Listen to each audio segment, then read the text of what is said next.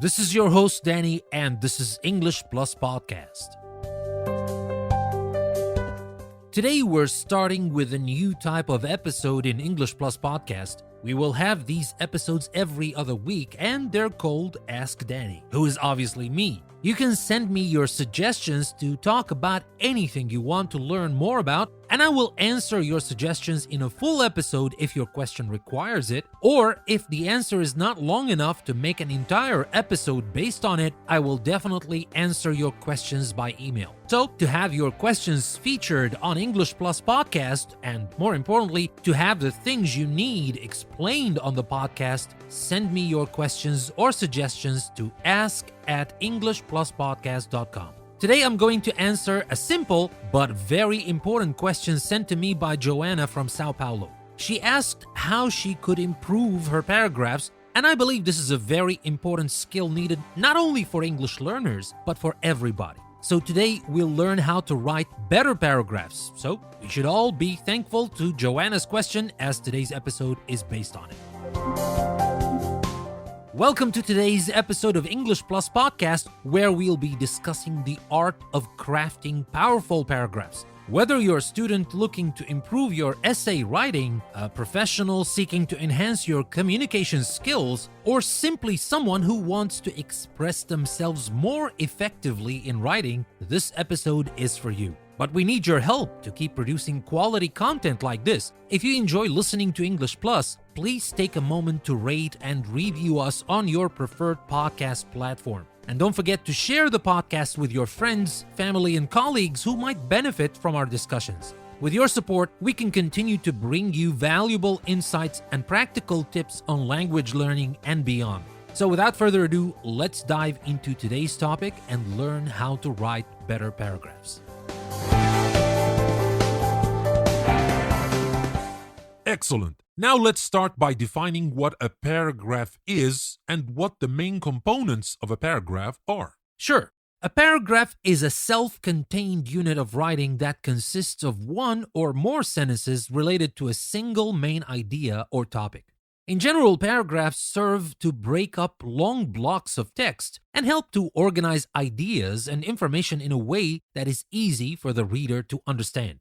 When it comes to the main components of a paragraph, there are typically three key elements that you should consider. The topic sentence. This is the first sentence of the paragraph, and it introduces the main idea or topic that the paragraph will be discussing. Supporting sentences. These sentences provide additional information, examples, or evidence to support the topic sentence. And a concluding sentence. This is the final sentence of the paragraph, and it summarizes the main point or provides a transition to the next paragraph. By including all of these elements in your paragraph, you can ensure that your writing is clear, organized, and effective in conveying your ideas to your readers. How are paragraphs different from essays? Paragraphs on essays are both important components of effective writing, but they serve different purposes and have different structures. As we discussed earlier, a paragraph is a self-contained unit of writing that focuses on a single idea or topic. Typically, a paragraph consists of a topic sentence, supporting sentences, and a concluding sentence. The main purpose of a paragraph is to provide detail and support for the specific point within a larger piece of writing, such as an essay. On the other hand, an essay is a longer piece of writing that presents an argument or position on a particular topic. An essay typically consists of an introduction, body paragraphs, and a conclusion. The introduction provides an overview of the topic and the thesis statement, which is the main argument that the essay will be making. The body paragraphs each focus on a specific point that supports the thesis, and the conclusion summarizes the main points and restates the thesis in a new way. So while paragraphs are important building blocks within an essay as a whole has a more complex structure and is designed to provide a more comprehensive and cohesive argument or discussion of a topic. All right then, let's move back to the focus of our episode today and talk about the first and maybe most important part of any paragraph, the topic sentence. Why is the topic sentence so important in a paragraph? The topic sentence is indeed one of the most important parts of a paragraph. It serves as a roadmap for the reader, guiding them on what to expect from the paragraph and helping them to understand the main idea or topic that will be discussed. Here are some key reasons why the topic sentence is so important in a paragraph. It grabs the reader's attention. The topic sentence should be interesting and engaging, encouraging the reader to keep reading. It provides focus and direction. The topic sentence tells the reader what the paragraph is about and what they can expect to learn from it. It helps to organize the paragraph. By stating the main idea up front, the topic sentence can help the writer to structure their thoughts and ideas in a logical way. It supports the thesis statement. In an essay, the topic sentence of each paragraph should support the thesis statement, which is the main argument of the essay. And it helps with coherence and cohesion. A well-written topic sentence can help to connect the paragraph to the previous one and provide a smooth transition to the next one, which helps to maintain the overall flow and coherence of the writing. Overall, the topic sentence is a critical part of any paragraph, and it is essential to get it right in order to make your writing clear, organized, and effective. So what should we consider when we want to create a good and strong topic sentence? Great question. Here are some key things to consider when creating a good and strong topic sentence for your paragraph. Number one is clarity. The topic sentence should clearly and concisely state the main idea or topic of the paragraph. It should be easy to understand and not leave the reader guessing about what the paragraph will be discussing. Then we have specificity. The topic sentence should be specific enough to give the reader a clear sense of what the paragraph will be focusing on. Avoid vague or general statements that don't provide enough detail. And then we have relevance. The topic sentence should be relevant to the larger context of the essay or writing piece. It should connect to the main thesis or argument and contribute to the overall flow of the writing. Then we have engagement. The topic sentence should grab the reader's attention and make them want to keep reading. Use language and phrasing that is interesting and compelling. And finally, we have unity. The topic sentence should reflect the overall unity of the paragraph. All the sentences within the paragraph should relate to the main idea or topic expressed in the topic sentence.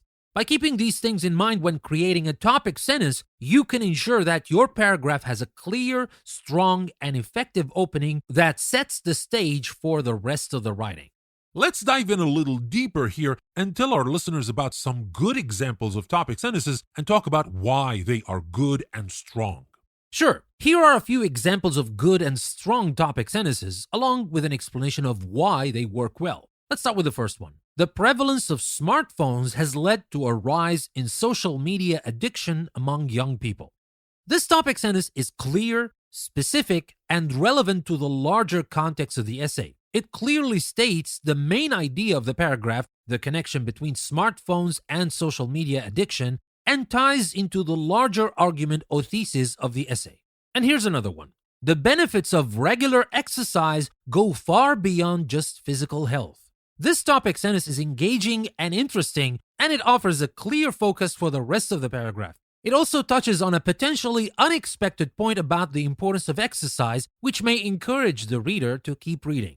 And there's one more. One of the most significant challenges of working from home is the blurring of work and personal boundaries. This topic sentence is specific and relevant, addressing a key issue that many people have experienced during the COVID-19 pandemic. It provides a clear focus for the paragraph and offers a potential solution or direction for the rest of the writing. And here's another one. Despite the common perception that technology is making us more isolated, social media can actually help to build strong connections and foster community. This topic sentence is interesting and challenging as it takes a potentially counterintuitive stance on the role of technology in modern society. It sets up an argument that will need to be supported with evidence and examples, making it a strong and engaging opening for the paragraph. Overall, these examples demonstrate the importance of clarity, specificity, relevance, engagement, and unity in crafting a good and strong topic sentence for your paragraph. By considering these factors when writing your own topic sentences, you can create a clear and effective opening for your writing. Very interesting indeed. Now, how about we show our listeners some bad examples of topic sentences and discuss why they are bad? Certainly. Let's take a look at some bad examples of topic sentences and discuss why they are ineffective. Let's start with this one. In this paragraph, I will discuss the benefits of exercise. Well, this topic sentence is ineffective because it is vague, overly general, and doesn't provide a clear focus for the rest of the paragraph. It also wastes valuable space by stating the obvious rather than diving straight into the main point. Let's take a look at another one. Many people believe that exercise is important.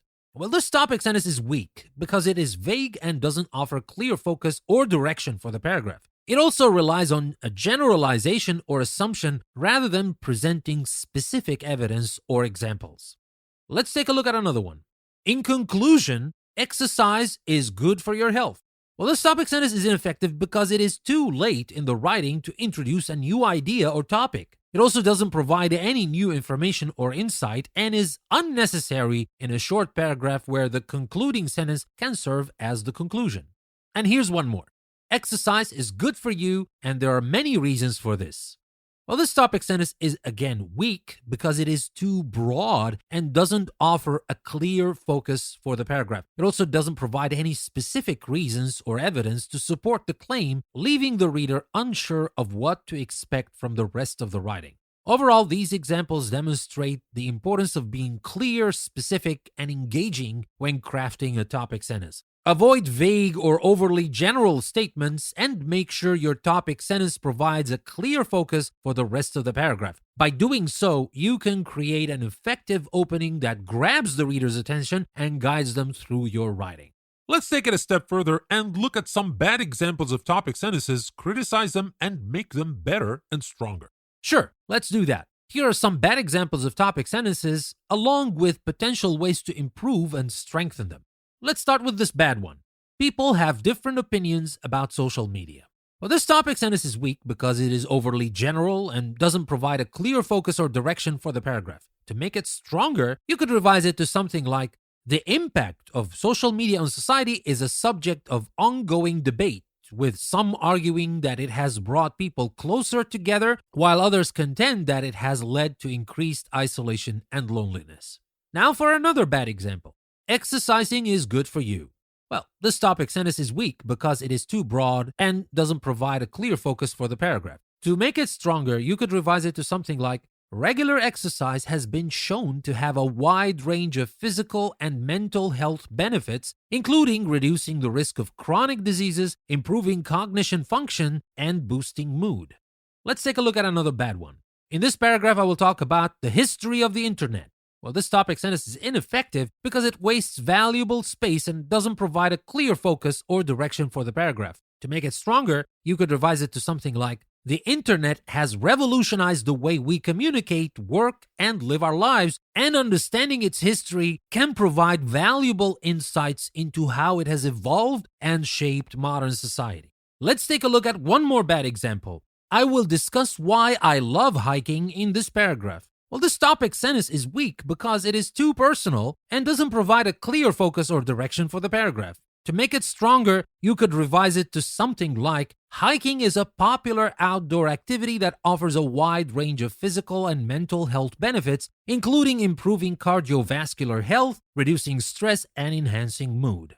Now, overall, these examples demonstrate the importance of being clear, specific, and engaging when crafting a topic sentence. By avoiding overly broad or personal statements and providing a clear focus for the rest of the paragraph, you can create a strong and effective opening that engages the reader and guides them through your writing. Excellent. I hope our listeners now know exactly what to do when they write topic sentences for their own paragraphs. So, now that we have written good topic sentences, the next step is to support these good topic sentences with supporting sentences. What should we consider when we create our supporting sentences? Supporting sentences are just as important as the topic sentence, as they provide the details, evidence, and examples that support the main idea or topic expressed in the topic sentence. When creating supporting sentences, here are some key things to consider. The first thing is relevance. Supporting sentences should be relevant to the topic sentence and provide further detail or explanation on the main idea expressed. Then we have unity. Supporting sentences should be unified and consistent, all supporting the same main idea or topic expressed in the topic sentence. Then we have coherence. Supporting sentences should be organized and flow logically, helping to connect the ideas presented in the paragraph. And then we have specificity. Supporting sentences should be specific and provide detailed information, examples, or evidence that support the main idea expressed. And finally, we have variety. Supporting sentences should be varied in terms of their structure and content to keep the reader engaged and interested. By keeping these things in mind when creating supporting sentences, you can ensure that your paragraph is clear, effective, and compelling, and that the reader has a complete and comprehensive understanding of the topic or main idea expressed in the topic sentence. So let's take one of the good topic sentence examples we talked about earlier and let's try to come up with some good supporting sentences for it. Sure, let's take the example topic sentence. The prevalence of smartphones has led to a rise in social media addiction among young people. Here are some potential supporting sentences that could be used to support this main idea. According to recent studies, the average American teenager spends over 7 hours a day on their smartphone, with a significant portion of that time spent on social media apps. Social media platforms are specifically designed to be addictive, using features like notifications and likes to keep users engaged and coming back for more. Excessive smartphone use has been linked to a range of negative effects on mental health, including anxiety, depression, and low self-esteem. Some experts have suggested that the rise in social media addiction among young people is linked to a decline in face-to-face social interactions and an increase in feelings of loneliness and isolation. While it is possible to use social media in a healthy and productive way, it is important to be mindful of the risks and to take steps to manage smartphone use in order to avoid addiction and negative effects on mental health. So, these supporting sentences offer specific details, examples, and evidence to support the main idea expressed in the topic sentence. They also provide a clear and cohesive argument that helps the reader to understand the topic in more depth. By including a variety of supporting sentences that address different aspects of the main idea or topic, you can create a comprehensive and effective paragraph that leaves a strong impression on the reader. Very well. And what are some bad or irrelevant supporting sentences for this topic sentence? Let's give some examples of irrelevant, bad, or weak supporting sentences and explain why we shouldn't use them in our paragraph. Sure. Here are some examples of bad or irrelevant supporting sentences that would not be effective in supporting the main idea expressed in the topic sentence. Smartphones come in a variety of colors and sizes. This supporting sentence is irrelevant to the topic sentence as it doesn't provide any relevant information about social media addiction or the impact of smartphones on young people. And here's another one. Social media can be used for a variety of purposes, such as sharing photos and keeping in touch with friends. This supporting sentence is too broad and doesn't provide specific evidence or detail to support the main idea expressed in the topic sentence. While it is true that social media can be used for a variety of purposes, this sentence doesn't provide any relevant information about addiction or the impact of smartphones on young people. Some people believe that social media addiction is not a real problem. Well, this supporting sentence is weak because it doesn't provide any specific evidence or detail to support the main idea expressed in the topic sentence. While it may be true that some people believe social media addiction is not a real problem, this sentence doesn't provide any relevant information about the impact of smartphones on young people or the rise of social media addiction. And here's another one. Smartphone technology is constantly evolving with new models and features being released each year. This supporting sentence is irrelevant to the topic sentence as it doesn't provide any relevant information about social media addiction or the impact of smartphones on young people. So you see, overall, these examples demonstrate the importance of selecting supporting sentences that are relevant, specific, and focused on the main idea expressed in the topic sentence. By avoiding irrelevant, broad, or weak supporting sentences, you can create a strong and effective paragraph that provides a comprehensive and compelling argument to the reader. Very well. So after we brainstorm some good supporting sentences, enhance or get rid of the irrelevant or bad ones, how should we go about putting the sentences together to create a coherent paragraph? Once you have a good topic sentence and a set of relevant and specific supporting sentences, the next step is to organize them into a coherent paragraph. Here are some key steps to follow. First, order your supporting sentences. Think about the most logical way to order your supporting sentences. Consider the flow of information and ideas and the relationship between the sentences. It can be helpful to start with the most general or introductory sentence and then move on to more specific or detailed supporting sentences. And then use transitions. Use transitional words or phrases to help connect your supporting sentences and create a smooth and logical flow between them. Some examples of transitional words and phrases include furthermore, in addition, however, and on the other hand. And then check for coherence and unity. Once you have put your supporting sentences together, read through the paragraph to check for coherence and unity. Make sure that all the sentences are relevant to the main idea expressed in the topic sentence and that they flow logically and smoothly from one to the next.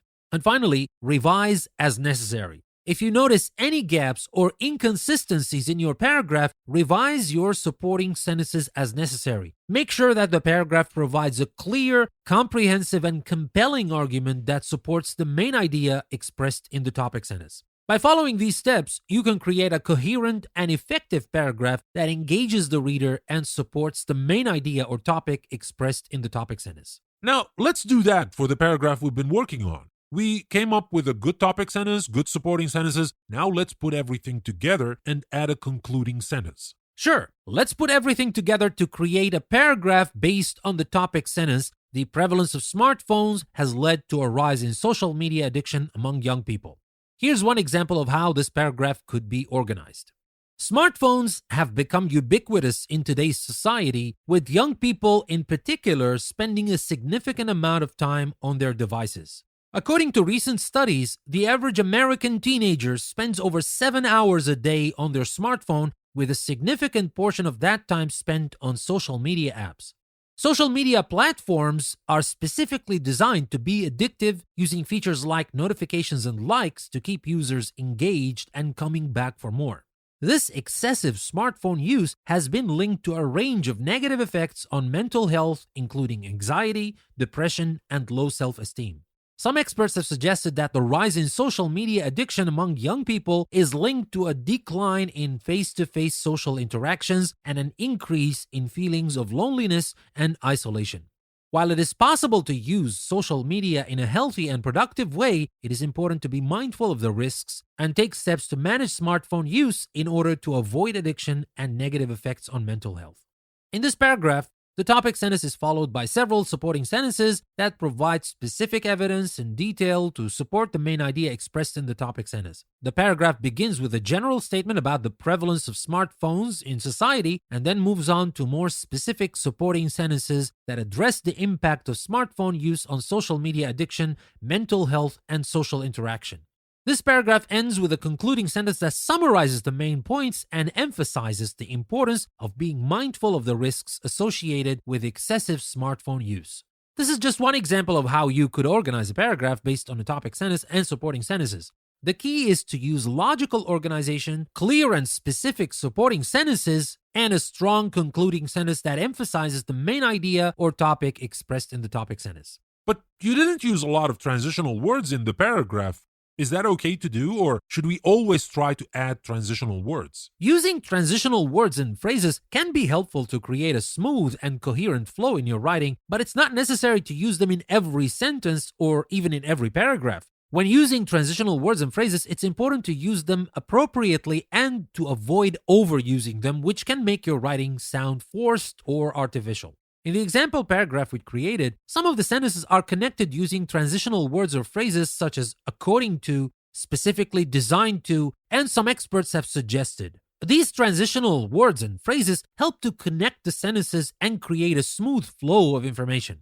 However, not every sentence needs a transitional word or phrase. In some cases, the ideas may flow naturally from one sentence to the next without the need for additional connectors. In these cases, it's best to avoid using transitional words and phrases just for the sake of it and to let the ideas speak for themselves. So, to answer your question, no, it's not necessary to use transitional words in every sentence or paragraph, but it can be helpful to use them appropriately and to ensure that your writing flows smoothly and coherently. That's a very important point because I can see a lot of paragraphs with tons of transitional words and they do make the paragraph sound robotic and artificial. So let's finally talk about the concluding sentence. How important is it to include in our paragraph and what should we consider when we do that?